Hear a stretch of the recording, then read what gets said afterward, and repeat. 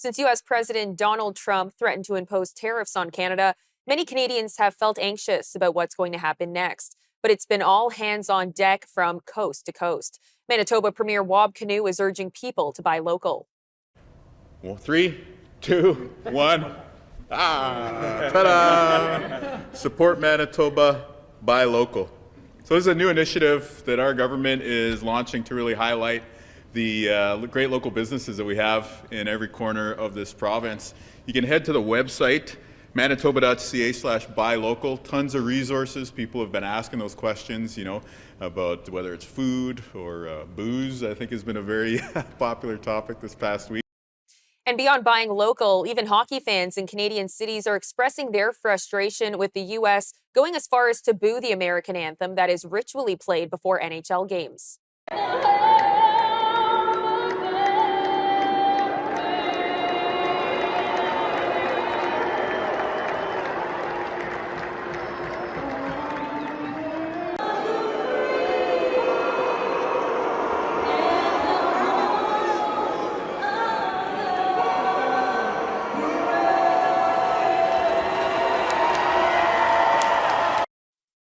And Prime Minister Justin Trudeau said in a press briefing that Canada is more aligned and united than ever, and that the response from Canadians to tariffs has been inspiring.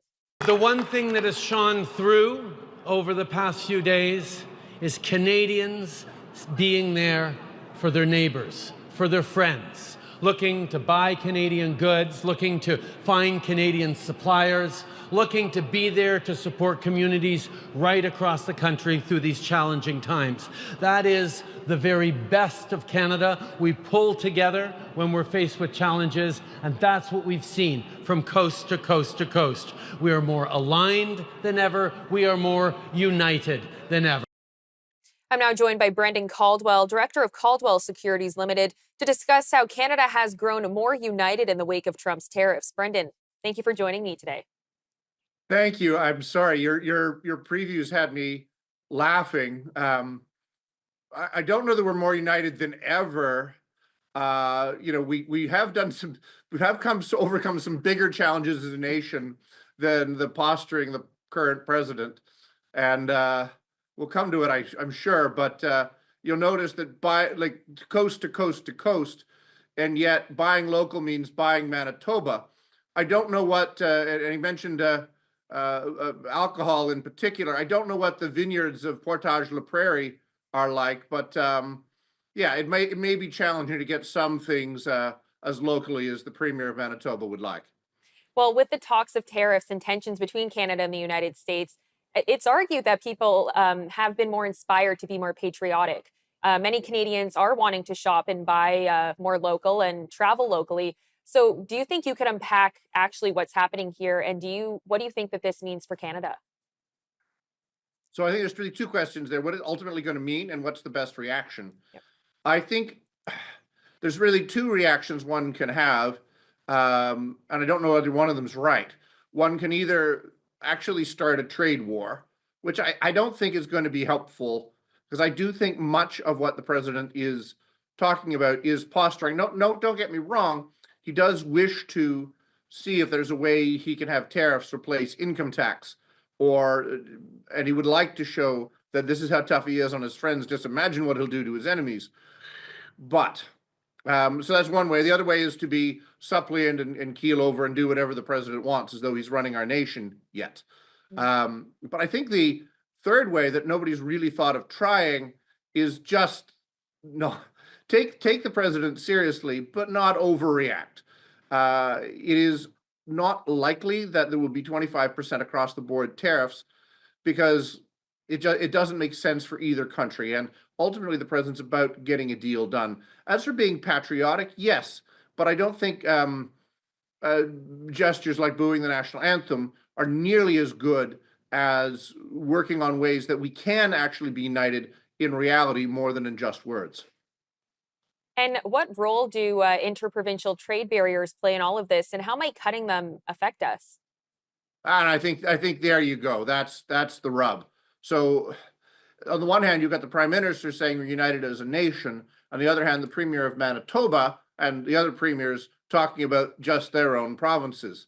understandable as everybody's talking their own position and indeed their own jurisdiction. But there are barriers to moving goods, services, qualified people between countries, and that's problematic because I mean, if you think of the European Union, it's I don't know, approaching 300 million people, and they can move goods and services freely around between countries, and you can move people freely around between countries. Now, it's a little harder to go from Copenhagen to Corfu to practice as a dentist, but I guess may be the same in both languages. But in Canada, it's pretty hard as a professional to move between provinces. There are little provincial, both unions and or professional societies that do put up barriers. And then just even the movement of goods. So we need to be united as a nation. To borrow from one of the fathers of the American Revolution, I think Ben Franklin, if we do not hang together, we shall all surely hang separately. Now, many Canadians are boycotting travel to the US. How do you think that this will affect the travel and tourism industries? Every industry can adapt to any change. One single shock, fewer Canadians going to the US. The trouble is, where else does one go? Bermuda is a tiny island. The Bahamas scarcely bigger. So we could go to other places, but so many people have cottages or not cottages, winter homes in Florida or Arizona or even California. That's not. It's like the trade relationship in general.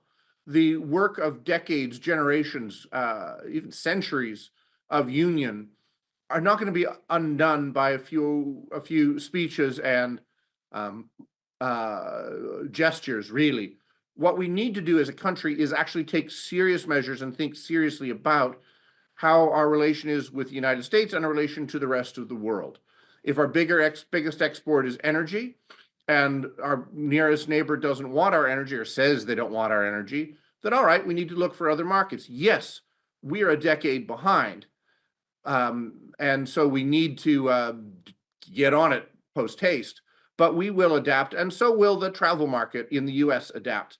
So Canada, maybe we're not as united as we've been ever, to dial down the Prime Minister's hyperbole, but maybe we're the most united we've been, say, since the last 10 years. Well, and to stay on the topic of traveling, how can we make domestic travel in Canada more accessible? Well, we could be warmer in the winter than we are now.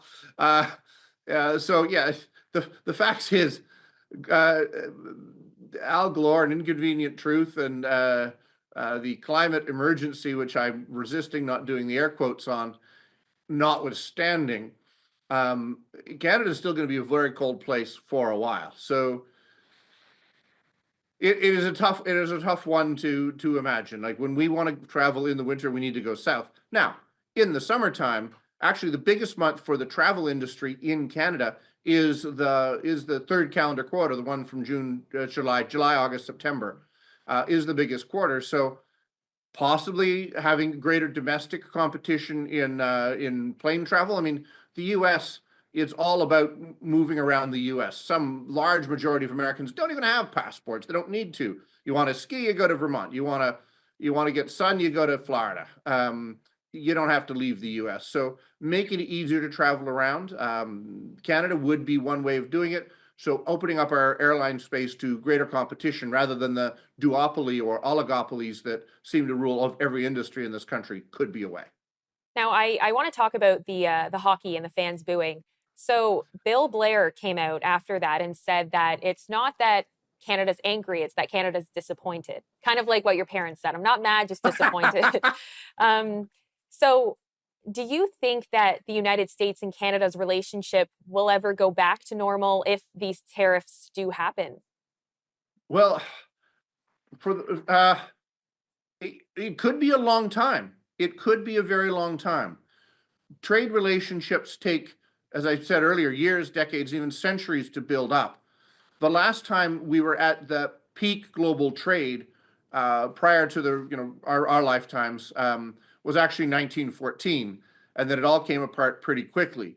So global trade relations takes a long time to build up, but they can be undone pretty quickly. And then it takes generations to build them back up again. So in answer to your question, maybe not. Now, we do just have under a minute, but do you think these movements will affect the markets? Weirdly, they haven't. I think there's a few other factors going on in the markets, but you have a combination of higher interest rates, the advent of international competition in the AI market, which America thought had dominated, and then these Trump tariffs, for want of a better term, along with the ongoing global conflicts. You got a lot of stuff going on, and the market's holding in there very well. There is an old expression: bull markets ignore bad news. And that may be where we are, or maybe it'll take one more shock to actually pull the market down.